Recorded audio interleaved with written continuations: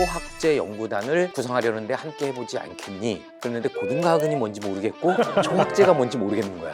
잘 모르고 저도 들어갔어요. 초가 들어가니까 울트라인가? 그냥 학문 간의 소통을 하는 걸 넘어서서 새로운 학문이 만들어진다든지. 거기 계신 분들이 상당히 남의 이야기들을 잘 듣고 잘 받아들이시더라고요. 근데 눈을 안 쳐다보는데 전염이 어떻게 되냐. 이런 식의 코멘트를 주셨었어요. 이런 것 때문에 마음 상하신 건 아니죠? 아, 그렇진 않습니다.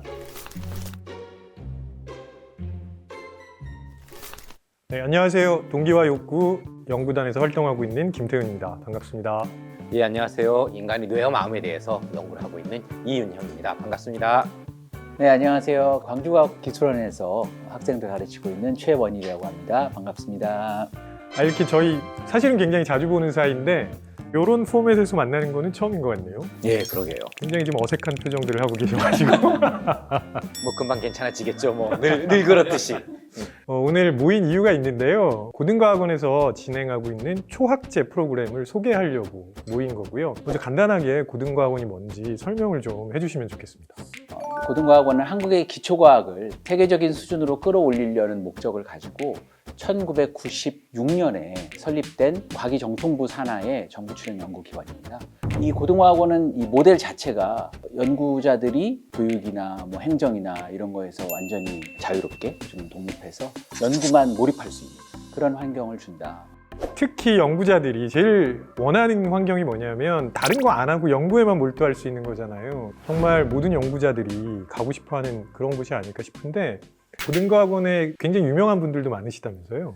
최근에 이제 필드상 수상하셨던 그 허준희 석좌 교수, 그리고 배수 기하학 뭐 이런 거에 난제를 풀어낸 김민영 석좌 교수라든지 제가 듣기로는 이 우리나라에서 노벨상에 가장 가까우신 분들 그런 분들이 주로 많이 모여 있는 곳이다.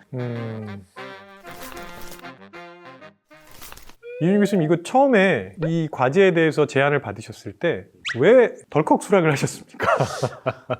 예전에 이 박만규 교수님이 있으셨는데 네. 그분이 고등과학원에서 감정이란 주제로 초학제 연구단을 구성하려는데 함께 해보지 않겠니? 그랬어요. 그랬는데 고등과학은이 뭔지 모르겠고 초학제가 뭔지 모르겠는 거야. 이 두 개를 다 모르겠는데 이걸 함께 하지 않을래? 라고 하고 더 특이한 건 박만규 교수님도 모르는 사람이었어요. 그냥 전화를 처음 받은 거예요. 굉장히 용감한 결정을 하셨네요. 당연히 노라 그럴라 그랬는데 모 교수님의 소개로 연락을 한 거다. 그래서 처음에는 예 알겠습니다라고 이야기를 했던 걸로 그렇게 기억이 납니다. 굉장히 지금 좋게 포장하고 계시네요.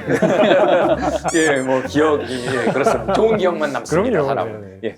최윤희 교수님 어떠세요? 예, 잘 모르고 저도 들어갔어요. 여러 분야의 교수님들이 모이셔서 열심히 공부하고 뭐 이런 모임이라더라. 그래서 그리고 또 두 분 선생님도 같이 계시고 하니까 그렇게 참여하게 됐습니다. 상당히 아름답게 마무리를 해주셔서. 마음이. 자, 그러면 지금 두 분 모두 초학제가 처음에 뭔지 잘 몰랐다고 말씀하시는 거죠? 예, 뭐 연구자들이 다학제, 융합 뭐 이런 얘기들을 많이 했는데 그러니까 이게 사실 초가 들어가니까 울트라인가? 뭐 이런 생각을 하게 됐었거든요, 저는. 근데 최 교수님 어땠어요? 저도 사실 뭐 여기서 이런 종류의 프로그램을 하는지는 전혀 몰랐습니다. 예. 그 말씀하신 김에 그럼 초학제라는 거에 대해서 조금 알아듣기 쉽게 설명을 해주시면 좋겠어요. 초학제라는 말은 이제 가장 진화된 버전. 그러니까 여기서 말하는 초는 이제 트랜스거든요. 넘어가고 뛰어넘고 뭐 이런 개념이라서. 아까 울트라라고 말한 게 되게 부끄러워지네요. 그래서 그냥 학문 간의 소통을 하는 걸 넘어서서 돌파하고 막 침투하고 이런 개념이 들어가서 새로운 학문이 만들어진다든지 하나의 학문으로는 풀 수 없는 문제를 함께 연구해서 풀어낸다든지. 그러니까 이제 사실 처음에는 공부를 되게 열심히 해야 되는 거예요. 예. 뭐 예를 들어 뭐 이번 달 세미나에서는 컴퓨터 사이언스 하시는 분이 AI에 대해서 가르쳐 주시면 거기에 대해서 이제 우리 심리학자들이 뭐 말도 안 되는 질문을 한다든지 이러면서 이제 뭐 새로운 어떤 개념이라든지 인사이트 같은 게 좀 도출될 수 있는. 예. 그러게요. 근데 일반인들의 입장에서는 초학제라는 용어도 생소한 데다가 그래서 모여서 도대체 뭘 하겠다는 거냐, 무언가를 만들어내는 거냐 이런 궁금증을 가질만 하거든요. 그래서 혹시 소개해 주실 만한 게 있나요? 이 프로그램이 생긴 지가 그렇게 뭐 10여 년이라고 그러면 되게 오래된 것 같지만 학문적인 기간으로 생각하면 상당히 짧은 기간이기 그렇죠. 때문에 이 짧은 기간 안에 성과를 논의하는 것은 적절치 않은 것 같고 이제 뭐 씨를 뿌리는 수준이다 이렇게 생각이 듭니다.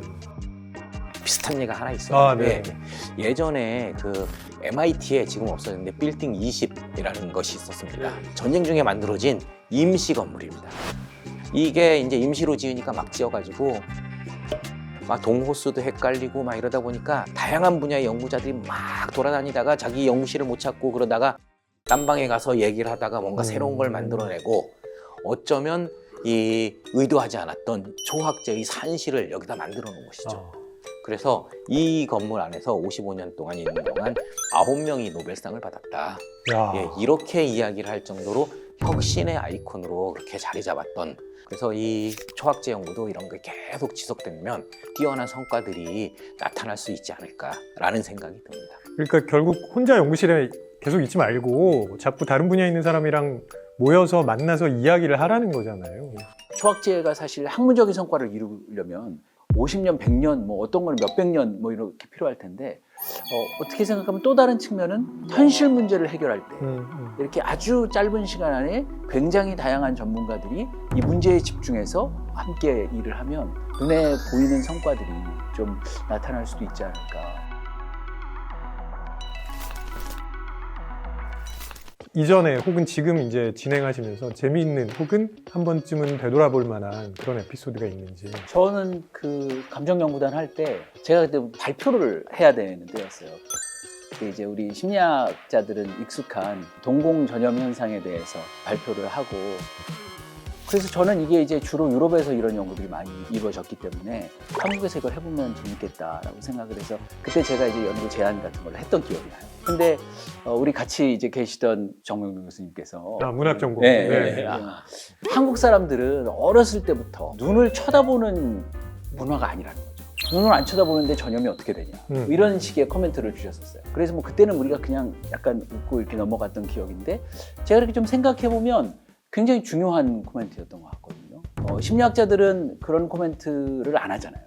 안 하죠. 네, 실험 설계가 어떻게 됐냐, 뭐 이런 종류의 이야기를 하지 그런 근본적인 이야기를 하지 않는데 우리가 볼 수 없는 그런 시각으로 좀 보시는 거에 대해서 한 방 맞은 느낌.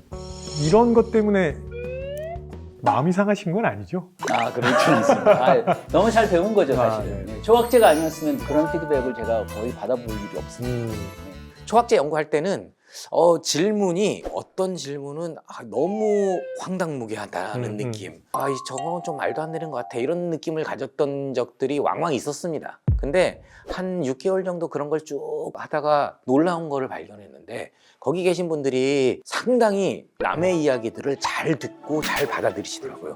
그리고 그걸 가지고 잘 반영해서 다음번에 얘기를 할 때 이런 지적이 있어서 이렇게 했다. 이런 얘기들을 하시는 걸 보고 그 유연한 사고 이런 것들 상당히 많이 깨달았다 이런 생각을 했습니다. 그러니까 결국은 주장을 하되 그 주장을 어떻게 펼치느냐 그리고 다른 사람의 주장을 어떻게 받아들이느냐가 훨씬 중요하다. 아주 중요한 포인트가 아닐까 싶습니다. 그래서 이제 저희가 지금까지는 초학제 연구 프로그램이 도대체 뭐냐 이런 걸 좀 살펴봤는데 저희가 지금 참여하고 있는 이 프로젝트의 이름은 동기와 욕구잖아요. 지금부터 이제 동기와 욕구 연구단이 도대체 뭐고 여기서 어떤 것들을 하려고 하는지 그거에 대해서 좀 이야기를 해보려고 하는데 아무래도 연구 책임자이신 이윤영 교수님이 좀 소개를 해주시면 좋겠습니다. 사실 이 동기와 욕구가 나타나게 된 것도 처음에 이제 감정연구단에서부터 시작을 했던 것 같습니다. 이 감정연구단에서 이 감정이 무엇인가 쭉 이야기를 하다가 그러면은 AI도 감정을 가질 수 있나? 라는 궁금증이 생겼고 그랬더니 AI와 인간, 우리를 구별하는 것이 과연 무엇이냐? AI가 없는 게 뭐냐? AI는 이유, 원인 이런 것들이 없는 것 같아요. 예를 들어서 AI가 아주 유명하게 된 게 이 알파고가 디지털 구단을 이기게 되는 그 사건 때문이었는데 과연 이 알파고가 바둑을 두고 싶어 했겠냐라는 거죠. 그냥 아무런 목적 없이 계산을 했을 뿐이고 누가 이기고 싶어 했냐면 구글의 엔지니어들이 이기고 싶어 했겠죠. 욕구가 바로 인간이 AI와 구별되게 하는 그 무언가가 아닌가 그래서 이 부분에 대해서 또 우연히 좋은 기회가 생겨서 이어서 이렇게 과제를 진행할 수 있게 된 그런 것 같습니다. 이 얘기가 나온 김에 지금 이제 동기와 욕구 연구단에는 또 어떤 분들이 참여하고 계신지 간단하게 소개해 주시면 좋겠습니다. 이제 저와 같이 이제 심리학을 하는 사람, 철학하는 분이 있고 약학, 통계학, 예술을 하시는 분이 있습니다. 아, 네. 예, 그래서 그 밖에 다른 분야 사람들은 이제 객원으로 계속 이제 참여를 같이 해주고 계시고. 그 연구단에 소속된 분들뿐만 아니라 예. 외부의 전문가들도 이제 계속 초빙해가지고 같이 참여하고 있다는 말씀이신 거죠? 예, 그렇죠. 그런데 외부에 계신 분들 제가 이제 섭외를 하고 다른 분들께 부탁을 해서 섭외를 하고 그러면 저희도 많은 도움을 받지만 그분들도 우리의 그 질문들에 상당한 충격, 이런 말도 안 되는 질문 혹은 맞아 그렇게 생각할 수 있어 이런 걸 많이 받는 것 같다.